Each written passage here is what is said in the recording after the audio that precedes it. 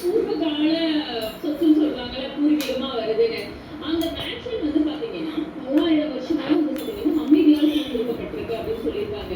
கடைசியா வந்து அந்த அமைதி வந்து உடைஞ்சு போச்சு அப்படின்னு சொல்றாங்க. இல்ல நாங்க அப்படி நம்பிட்டோம் அப்படின்னு சொல்றாங்க.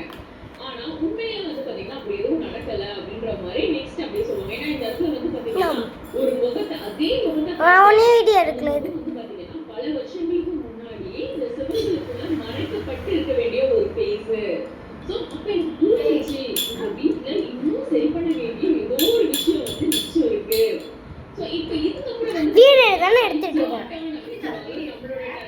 நம்மளோட ஏன்னா நம்ம நெட் கால வச்சா வரல. நான் என்ன இருக்கு, என்ன நடந்துச்சு, இந்த மிஸ்ட்ரி எல்லாம் சால்வ் பண்ண வேண்டியது நம்ம பொறுப்பு அப்படின்னு சொல்லிட்டு நம்ம கையில ஒப்படைச்சிட்டாங்க.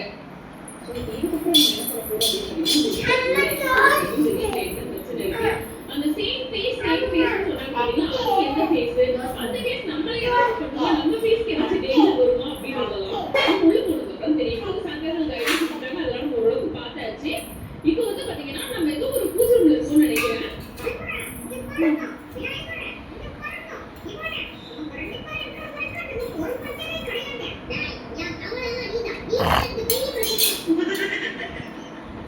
ஓகே மக்களே, இதுல வந்து பாத்தீங்கன்னா ஃபர்ஸ்ட் நம்மள வந்து ஃபால்ட் யாரை கண்டுபிடிங்க அப்படின்னு சொல்லியிருக்காங்க. அதாவது